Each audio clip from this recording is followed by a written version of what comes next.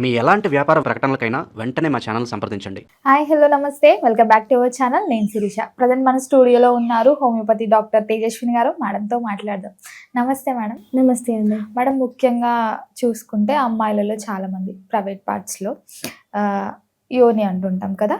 So ముఖ్యంగా దాని దగ్గర చాలా కేర్ తీసుకోవాలండి. చాలా ఇన్ఫెక్షన్స్ అవుతుంటాయి. పీరియడ్స్ టైంలో కూడా ఇచ్చింగ్ అని చెప్పి, ఇరిటేషన్స్ అని చెప్పి, కొంతమంది పింపుల్స్ అవుతుంటాయి. కొంతమందికి మెయిన్లీ చూసుకుంటే పీరియడ్స్ టైంలో స్మెల్ రావడం కానీ చాలా ఇబ్బందిగా ఫీల్ అవుతుంటారు. సో మెయిన్గా ఈ పార్ట్ దగ్గరికి వచ్చినప్పుడు ఎలాంటి జాగ్రత్తలు తీసుకుంటే, అంటే ఎలా ఉంటే ఈ స్మెల్ అయినా ఆ ఇచ్చింగ్ అయినా రాకుండా ఉంటుందంటారు? మెయిన్లీ యోని దగ్గర ఎలాంటి మంచి ప్రికాషన్స్ తీసుకుంటే బాగుంటుంది అంటారు? ఫర్దర్గా ఎలాంటి ప్రాబ్లమ్స్ రావంటారు? మెయిన్లీ చాలామంది అంటుంటారు కదా, ఇక్కడ నుంచి చాలా ప్రాబ్లమ్స్ వస్తాయి అమ్మాయిలకి, సో జాగ్రత్తగా ఉండాలని చెప్పి. సో ముఖ్యంగా మీరు చెప్పాలంటే మరి ఏం చెప్తారు?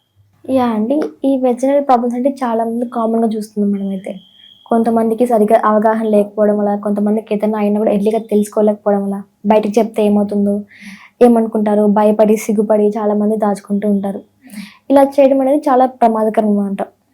బట్ వెజన అనేది ఒక ఇంపార్టెంట్ రోల్ మన బాడీలో. వెజన అనేది చాలా ఇంపార్టెంట్ ప్లేస్ ఉంది. వెజన నుంచి మన బ్లీడింగ్ బయటికి రావడం, లేదంటే ప్రెగ్నెన్సీ టైంలో బేబీ బయటికి రావడం అన్నీ జరుగుతాయి. ఆ వెజన నుంచే స్పమ్స్ లోపలికి ఎంటర్ అవడం ఇవన్నీ జరుగుతూ ఉంటాయి. నార్మల్గా వెజనకి ఎలాంటి క్లీనింగ్ పర్పస్ అవసరం లేదు. వెజన అనేది సెల్ఫ్ క్లీనింగ్ అన్నమాట. ఈ వెజనాలో గుడ్ బ్యాక్టీరియా అని ఉంటుంది, మనం లాక్టోబాసిలస్ అంటాం. అనుకోవచ్చు వెజనలో గుడ్ బ్యాక్టీరియా కూడా ఉంటుందా అని చెప్పేసి. డెఫినెట్లీ ఉంటుందండి. ఈ గుడ్ బ్యాక్టీరియా ఏం చేస్తుంది, మన వెజనాన్ని క్లీన్ చేస్తూ ఉంటుంది రెగ్యులర్గా.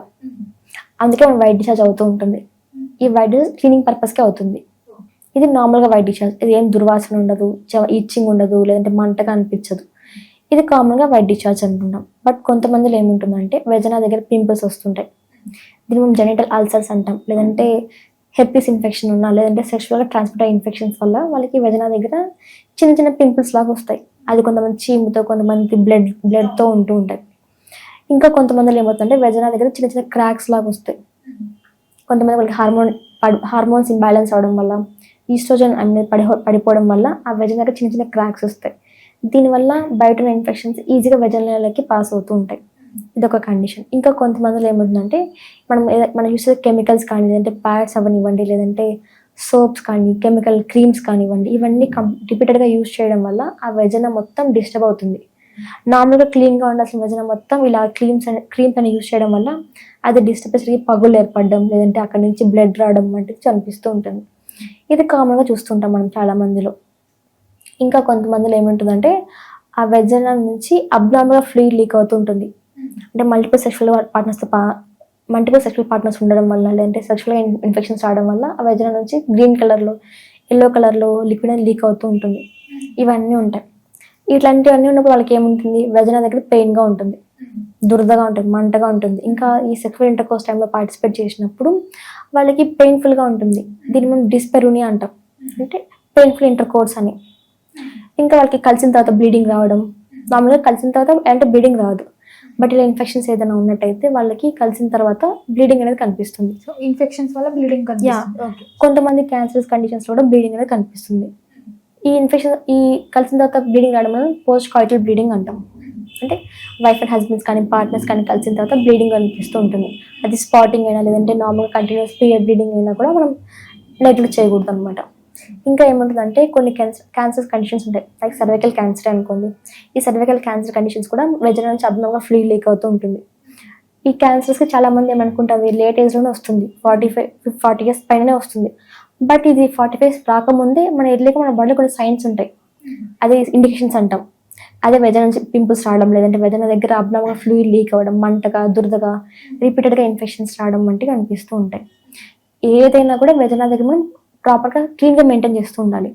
అంటే ఎలాంటి కెమికల్స్ యూస్ చేయకుండా, సోప్స్ కానీ, లేదంటే డౌచింగ్స్ అంటాం, కొన్ని రకాల కెమికల్ లిక్విడ్స్ ఉంటాయి. ఆ కెమికల్ లిక్విడ్స్ మనం వెజనాలోకి పాస్ చేసి క్లీన్ అయ్యేలా చేసుకోవచ్చు.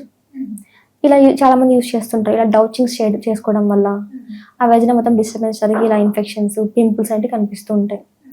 ఇంకా కొంతమందిలో ఏముంటుందంటే ఆ వెజనా మొత్తం క్లీన్గా ఉంటుంది, వాళ్ళకి ఏం ఇన్ఫెక్షన్ ఉండదు. అదేవిధంగా ఇచ్చింగ్ కానీ, దురద కానీ, అది ఎర్రగా రావడం, లేదంటే వాపు రావడం ఇలాంటివి ఏది ఉండదు. కానీ వాళ్ళకి పెయిన్ఫుల్గా ఉంటుంది. టచ్ చేస్తే పెయిన్, లేదంటే ఇంటర్కోర్స్ కలిసినప్పుడు పెయిన్ అనేది కనిపిస్తుంటుంది. అయితే కేవలం వాళ్ళకి ఎలాంటి ఇన్ఫెక్షన్ లేకపోయినా పెయిన్ అనిపిస్తుంటుంది, వాళ్ళు భయపడిపోతూ ఉంటారు ఏమైంది అనేది. బట్ మనం ఏం చేయాలంటే ఏంటంటే 3 months పాటు ఎలాంటి ఇన్ఫెక్షన్స్ లేకోకుండా, ఆ వెజన దగ్గర దెబ్బలు తగలకోకుండా క్లీన్గా ఉంటూ, ఆ వాపు రావడం కానీ ఇలాంటి ఏది లేకపోయినా కూడా ఆ ఇంటర్కోర్స్ టైంలో పెయిన్ఫుల్గా అనిపిస్తే దాన్ని మనం ఉల్వోడైనా అంటాం. అంటే బయటికి చూడడానికి మనకి ఎలాంటి పెథాలజీ కనిపించదు, లోపల మాత్రం పెయిన్గా ఉంటుంది. ఇంకా ఇలాంటి కండిషన్స్ వాళ్ళకి ప్యాడ్స్ యూజ్ చేయాలన్నా పెయిన్ఫుల్గా ఉంటుంది, లేదంటే కొంతమంది కప్స్ యూజ్ చేస్తుంటాం, మెన్స్ట్రువల్ కప్స్ అని. ఇలా కప్స్ ఇన్సర్ట్ చేయాలన్నా, లేదంటే పెనట్రేషన్ టైంలో పెనిస్ లోపలికి వెళ్ళాలన్నా కూడా ఇలాంటి టైంలో వాళ్ళకి పెయిన్ఫుల్గా ఉంటుంది.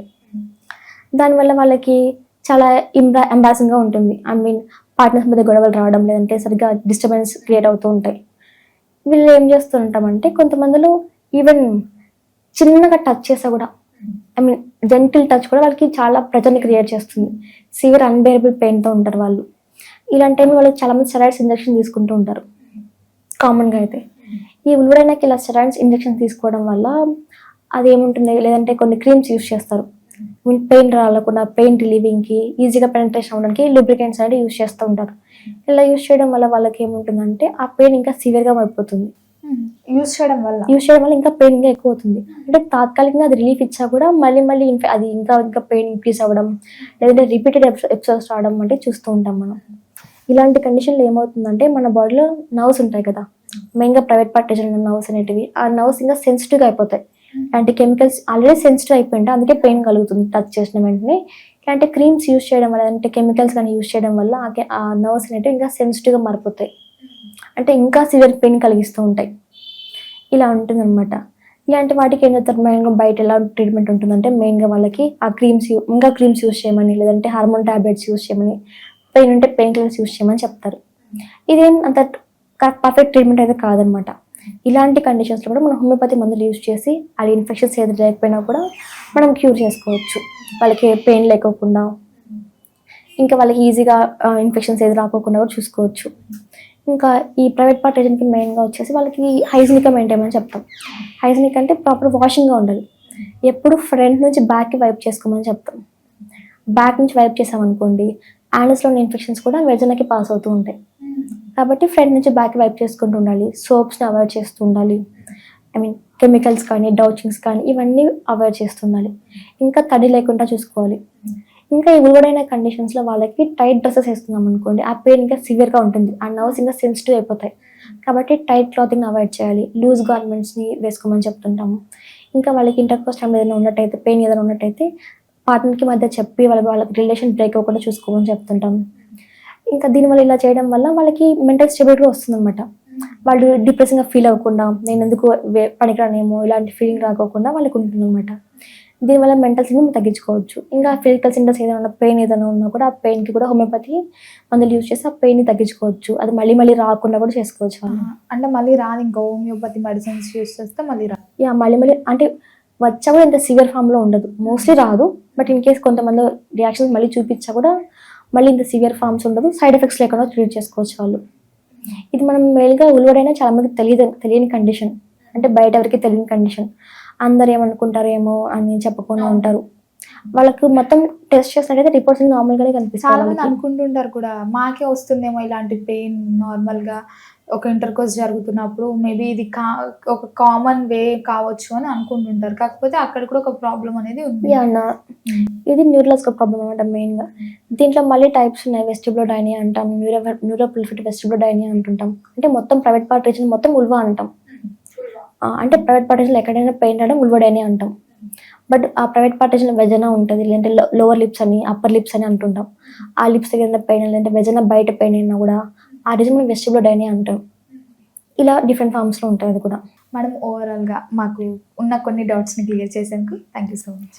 Thank you.